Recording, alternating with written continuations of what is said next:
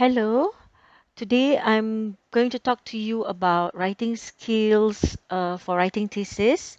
I'm particularly going to focus for the social science and business management cluster. Before I begin, I would like to introduce myself. My name is Associate Professor Dr. Noor Hanim Rahmat. I'm from APB UITM Shah Alam. Students call me Dr. Hanim. Right, let me begin. Okay, what you will get from this set of slide is you will learn about academic writing style, and you will also learn how to look out for what to look out for in academic writing. All right, what is academic writing? I'm sure you have undergone different types of writing when you were in school. Some of you enjoyed writing, some of you don't quite like it. It all depends on what your experiences were when you were learning writing in school. All right. Many of you had the opportunity to learn writing during school days, and you did lots of narrative writing, right? What you did, how you feel about doing what you were doing. Okay, a lot of storytelling, right? And some of you went on further. You did, maybe you learn how to write reflective writing, and yeah, and some of you even write diaries, all right? That's personal writing. A lot of feelings come into place, okay, and is a very personal point of view. Now, academic writing is just another one type of writing. All right, okay, but it's yes, on a serious note, is a serious type of writing. Academic writing is clear, it's concise, just right, it's focused. You don't go around, beat around the bush to say what you want to say. You just say it. It's structured, and it's backed up by evidence. All right. Okay. And the purpose of academic writing is to aid the reader's understanding. All right. Many times I tell my students who are learning academic writing, the um, the aim of the academic writer, I know you write, okay, but it's not only to write what you want to say, all right, but your main focus is actually the audience. Your aim is to make the audience understand what you write, right? Academic writing has a formal tone and formal style. We'll be talking about a little bit about some formal tone and formal style is all about. But this is not really complex, and it does not require the use of long sentences and complicated vocabulary.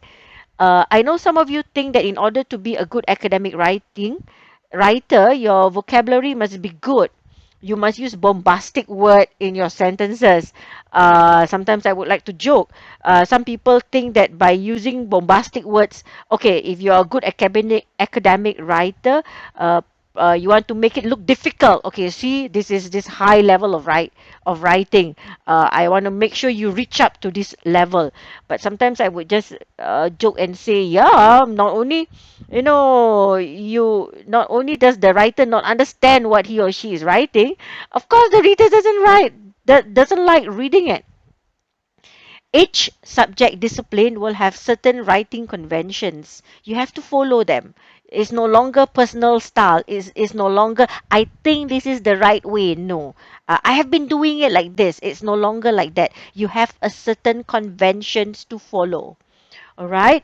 And there are some vocabulary and types of discourse, style of writing, way of writing that you will become familiar with over the course of your degree. However, there are some general characteristics of academic writing that are the same, that are relevant across all disciplines. All right, academic writing style. Academic writing refers to a style of expression that researchers use to define the intellectual boundaries of their discipline and specific areas of expertise. All right, to show to the readers that, look here, this is the way academic writing is done, and this is there is a certain way that you should understand it because I've written it in a certain way. Okay, and characteristics of academic writing include a formal tone. Okay, you cannot be writing as if you are talking to someone. You cannot be telling writing as if you are telling a story. All right, use of third person rather than first person perspective. Although I know sometimes I do see some use of first person, but for certain sections of the academic writing is really not encouraged. Else it looks very personal. That's what academic writing is not. It is not personal. A clear focus on the research problem under investigation and very good word choice. All right. Let's continue now. One of the many styles of academic writing is whenever you write, or whenever anybody is reading academic work, okay, they first see the big picture. All right. Okay. They need to see. Okay, all right. This paper is generally about this topic. All right. They need to see the big picture first to have some background knowledge before they even read. Therefore, as an academic writer, you need to think of all that first. The big picture. All right. Unlike fiction or journalistic writing, the overall structure of academic writing is formal, right, and logical, that it follows a certain order. First, you talk about this, then you talk about this, then you talk about this. It's a logical order. You cannot feel like, first I'm going to write this, then, oh no, I feel like writing this. Oh no, no, no, I think I'm going to go back to this. It's got to be logical. It's got to make sense, all right? It must be cohesive. The sentences must they must link from one another, from one section to another, from one chapter to another. They have to make sense. They have to tie together. All right, and it also possesses a logical, organized flow of ideas. All right, this means that you have to actually plan your work before you even write your first chapter, first paragraph. This means that the various parts are connected to form a unified whole. They are connected to one another. There should be narrative links between sentences, and perhaps so the reader is able to follow your argument. Yes, narrative links from one another helps to decrease the monotony, the same style of language, the same serious tone, all right? It sometimes helps, all right? And it also reduces boredom on the side of the reader. Okay, so the reader is able to follow your argument, all right? You should show your choice of words should show the link from one point to another. The introduction should include a description of how the rest of the paper is organized, and all sources are properly cited throughout the paper. Next, complexity and higher order thinking. An academic writing style should be able to show this. Okay, you can't be writing on a personal point of view. You cannot be writing ideas that are just on the surface. You need to give a lot of thought to what you want to write. Academic writing addresses complex issues that requires higher order thinking skills applied to understanding the research problem. Right? Example, critical, it's got to be reflective, it's got to be logical, and and creative thinking, as opposed to just descriptive and prescriptive thinking. Do this, you do this, you do that. This is what you do first. That is not what academic writing is all about. Okay, higher order thinking skills also include the cognitive processes that are used to comprehend and solve problems and express concepts that describe abstract ideas that cannot be easily acted out, pointed to, or shown with images. Okay, so academic writing style, the way you write, it should portray that you have higher order thinking skills and you are reaching out to those who can reach that. Think of your writing this way. One of the most important attributes of a good teacher, okay, is the ability to explain complexity in a way that is understandable and relatable to the topic being presented. I've had many teachers in my life. Sometimes I've had teachers who actually were proud when students don't understand the content of their work, and then they'll say, see, it's high, you can't reach it.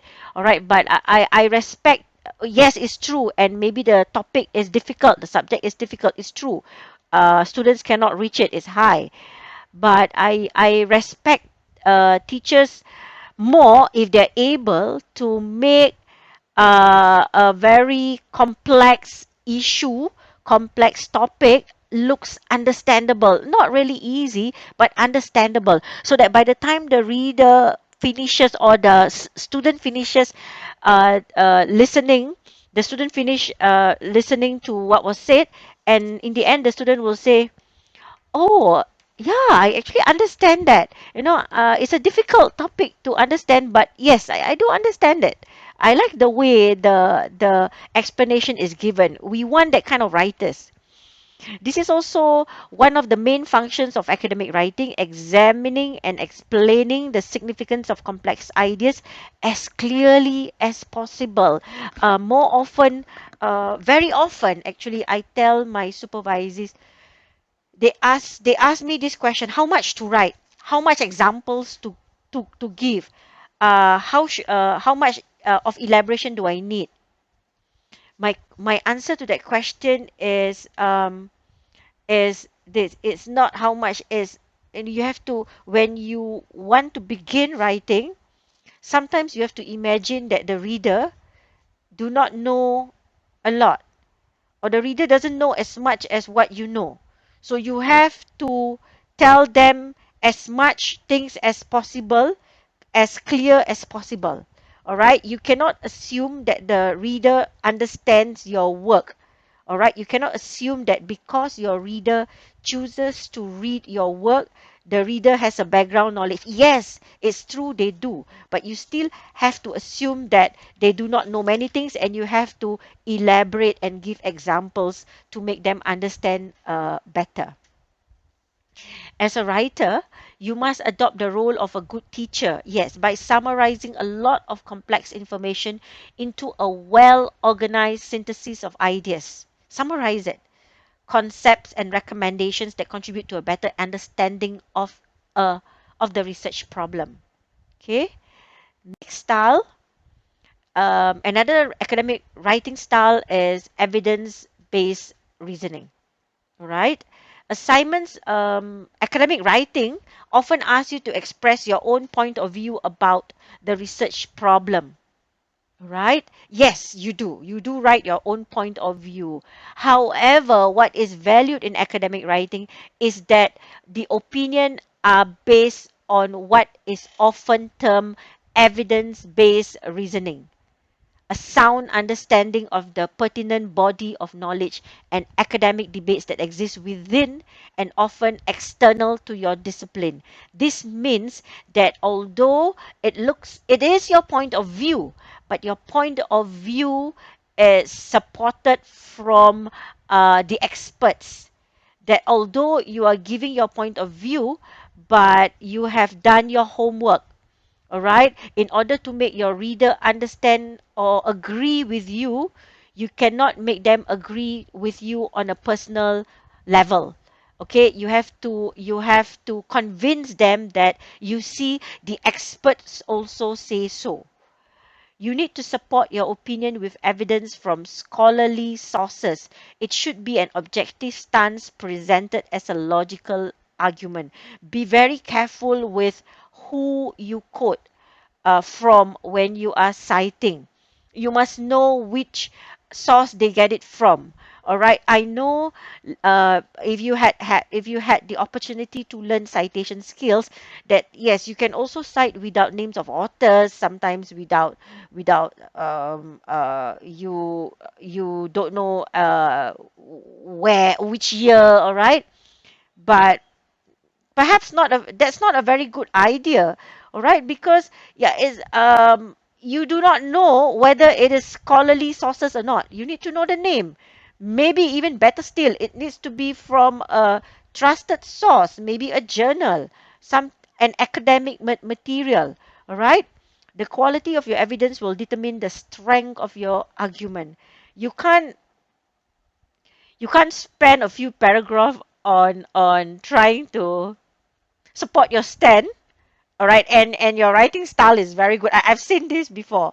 Some students have actually flair of writing. All right, and then they have good vocabulary and good sentencing skill, so they're able to argue, to really write their argument and make the reader and persuade the reader to believe their stand. But when I look at it again, I realize that, eh, um, where did they get the evidence from? Yes, the writing is very good, but what's the evidence? Where you get all this information from? Where your argument is based on what? So yes, the quality of your evidence is very important. The challenge is to convince the reader of the validity of your opinion through a well documented, coherent, coherent and logically structured piece of writing. This is particularly important when proposing solutions to problems or delineating recommended courses of action. Another one more academic writing style is your academic convention. Citing sources in the body of your paper, and you need to provide a list of references as either footnote or endnotes in a very important aspect is a very important aspect of academic writing.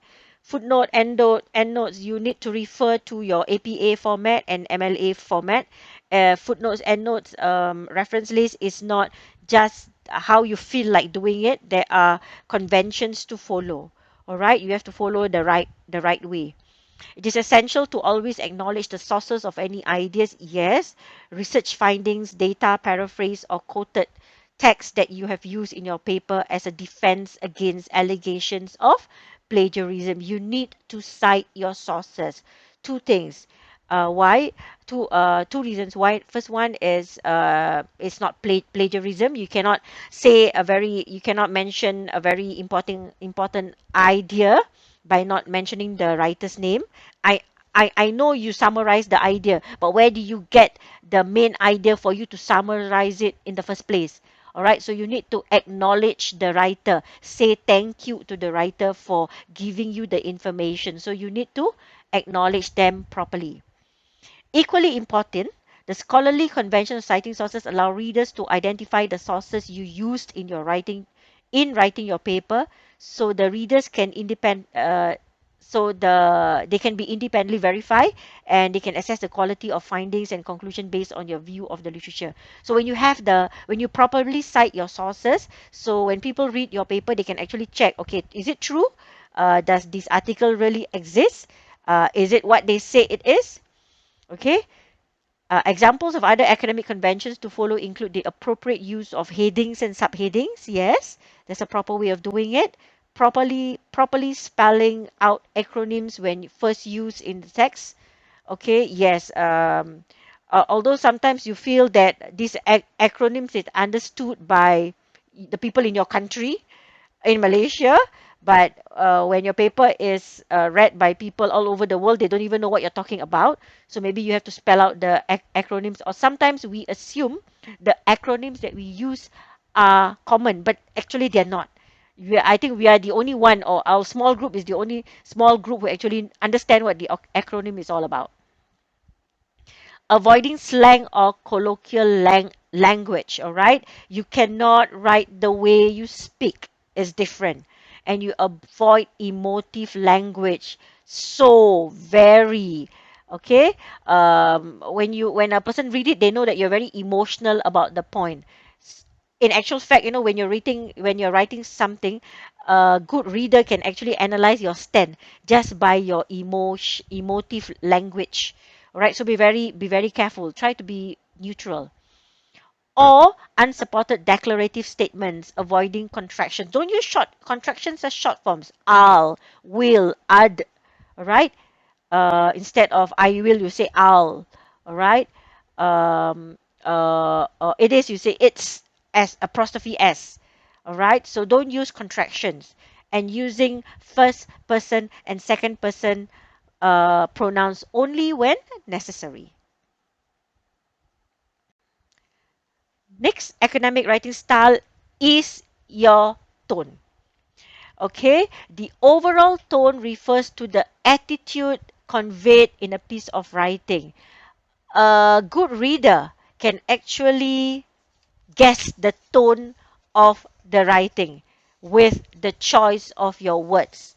All right, so you must go read up what is academic writing tone. Be very careful with your tone. It's actually the choice of word and the way you write your sentences. Throughout your paper, it is important that you present the arguments of others fairly and with an appropriate narrative tone. Right? You can't use you can't cite a person and say different things about what the person has said. It has got to be fair. Okay? In academic, when presenting a position or argument that you disagree with, describe this argument accurately and without loaded or biased language. Again, I know sometimes when you want to cite certain writers, you don't agree with the way the writer write, or you don't agree with the findings, you don't agree with the methodology, but you should not show any indication in your language or language use that you don't agree with the writer. That's not the place to write. Maybe towards the end you will critique it. You will say, yeah, you suggest changes, but you don't criticize it. In academic writing, the author is expected to investigate the research problem from an authoritative point of view. All right, you investigate it from a formal point of view. You don't do research because you like it, because you know a lot not just because you know a lot about it. All right, so it's got to be authoritative. The person who writes, whom you are going to cite, are people in experts in the area. You got to check. Okay, therefore that's why academic writing, we encourage citing from journal articles. Actually, you should therefore state the strengths of your arguments confidently, using language that is neutral, not confrontational or dismissive. All right, yes, it's your choice of words that can show this. Another academic writing style is diction. Diction refers to the choice. All right, so we are done with academic writing style. Let's take a look at some of the characteristics of academic writing. All right, academic writing should be planned and focused, answers the question and demonstrate an understanding of the subject. You got to show that. Okay, it should be structured. It's coherent, written in a logical order, and brings together related points and materials. It should be evidenced. You have to include the evidence. Why? Because you want to show your knowledge of the subject area. You need to support your opinions and arguments with evidence that is referenced, cited correctly. Formal in tone and style, use appropriate language and tenses, and is clear, concise, and balanced. So, how do you make your writing academic? All right. Let's look at some tips here. You may use some of these tips. You may think about these tips when you are writing your academic writing the next time. All right. Number one, Signpost your argument. Make the thesis easy to read, not easy to write. All right, think of what is, yes, sometimes we write because we just write because is we just write the way it is convenient to us. Okay, think of what is helpful to the reader to read your work with ease.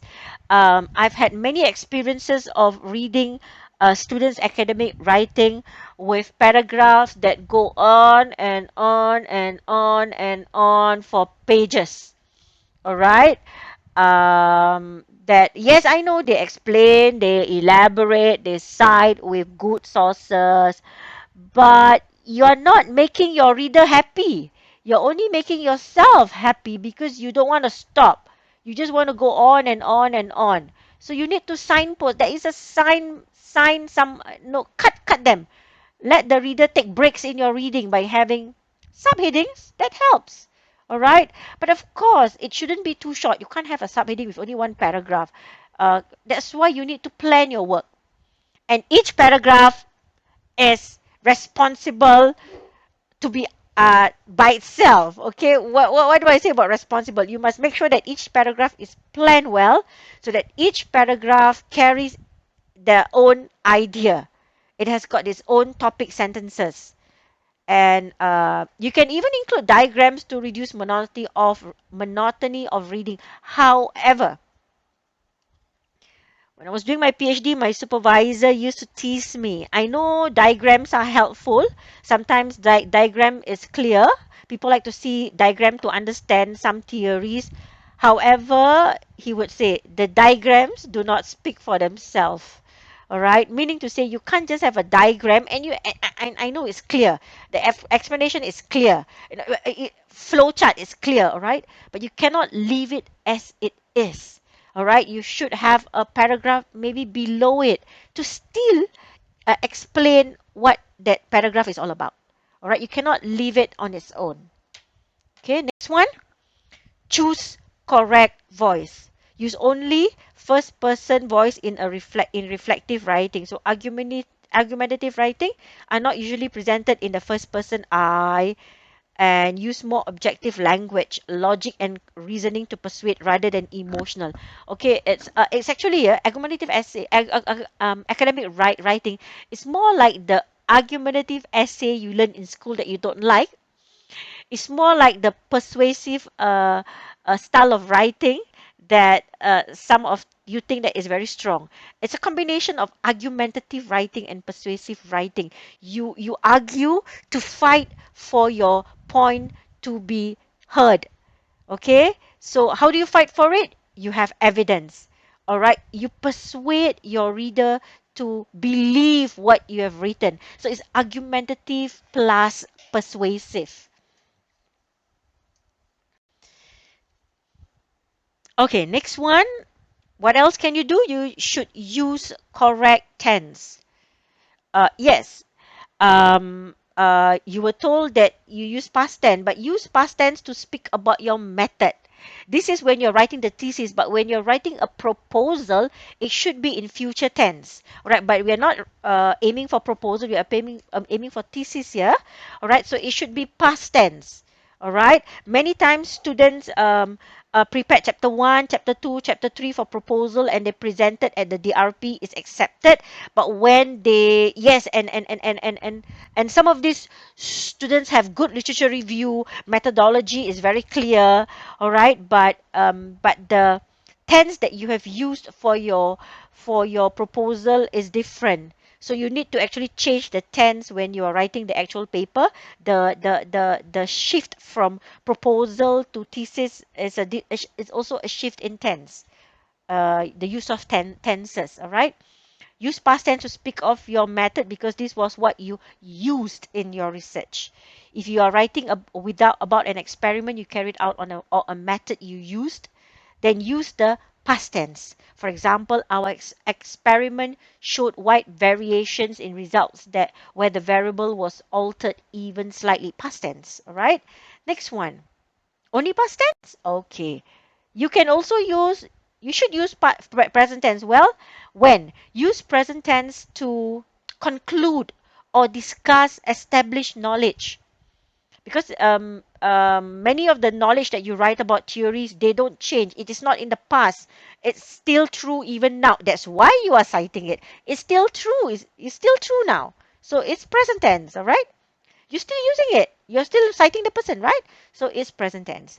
If you're writing about established knowledge, then use the present tense. For example, diabetes is a condition where, so you don't use past tense, although you are reporting it because it's still happening, where the amount of glucose in the blood is too high because the blood cannot use it properly.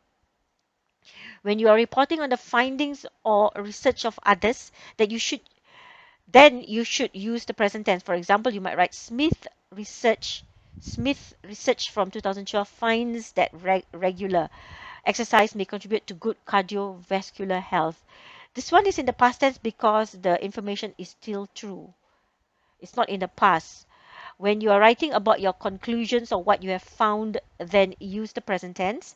For example, in this case, there is not a large difference between the two diameter values from Faraday's diameter and calculated equation, which again is probably due to the fact, all present tense, that the average circularity ratio is on the high end of the scale, 0.88, and therefore infers near circular pause, all present tense. It's true. Even until the time you write it, even until the fact that people read it, the information is still true. If you are writing about figures that you have presented in a table or chart, then use the present tense. For example, the figures show that it's a present tense. Number of birds visiting the height increase, present tense, every year in May.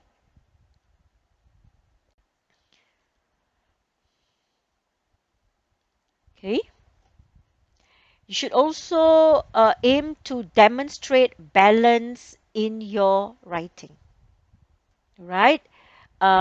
Yes, use of hedges is encouraged.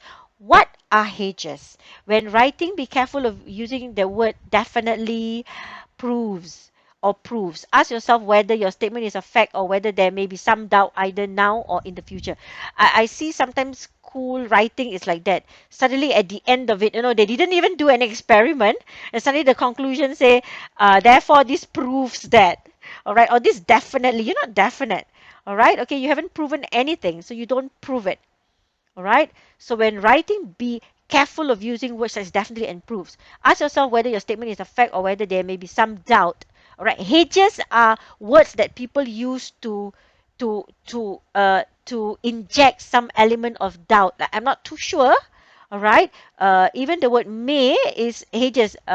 May, might, could. Hedges. Hedges are words to show doubt of the writer. Some useful hedging words and phrases to use in your word. This suggests. All right. May and might is not encouraged to use in academic writing because it shows that you're not really very sure with what you are doing. But the word suggests is a better hedge than may. It is possible that is a better word than might. A possible explanation. Usually. Sometimes. Somewhat. Yes, you can use that. Okay, let's look at some examples of hedges. Research proves that drinking a large volume of fizzy drinks containing sugar leads to the development of type 2 diabetes. Right?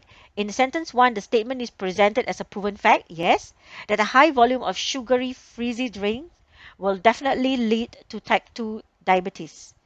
This leaves no room for doubt or criticism, or in fact that some people may drink large volume drinks and never develop type 2 diabetes. So you're too sure, it proves. Um, Better to write, research suggests that high consumption of fizzy drinks containing sugar may contribute to the development of type 2 diabetes. Yes, we know it's true, but what if it's not true to some people? So there could be some uncertainty there, not because you're not sure, but yes, it's not 100% sure.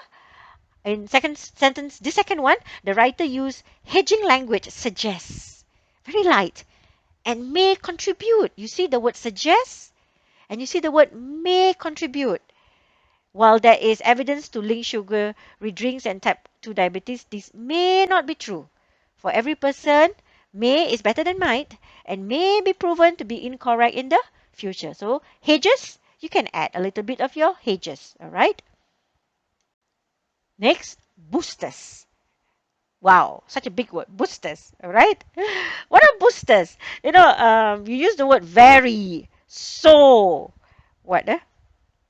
Uh, words that exaggerate. It expresses the measure of a certainty or conviction. I am very sure in your writing, and this is when booster language can help.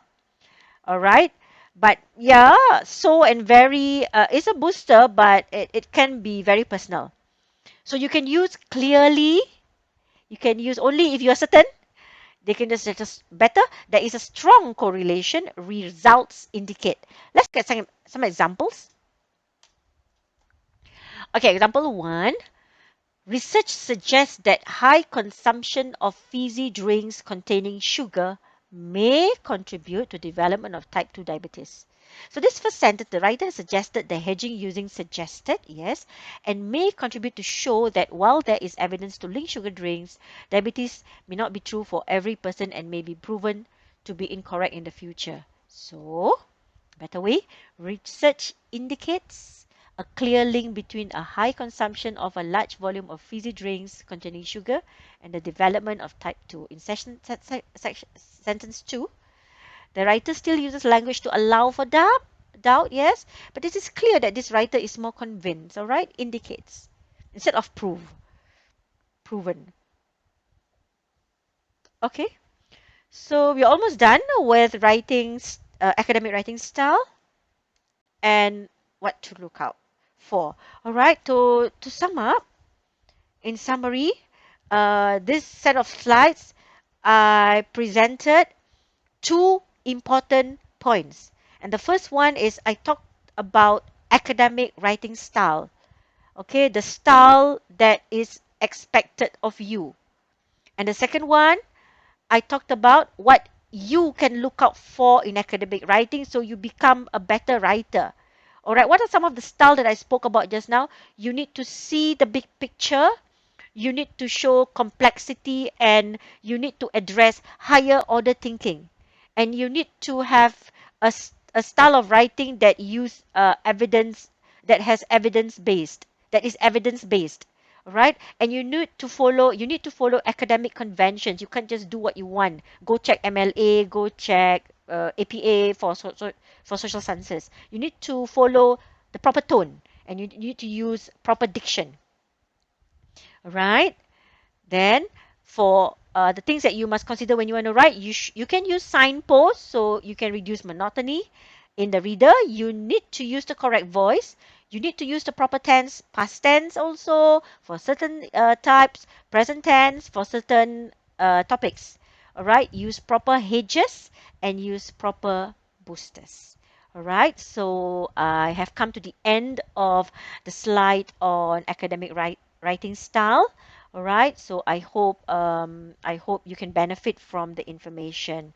All right, so all set to write. Thank you for listening. Bye.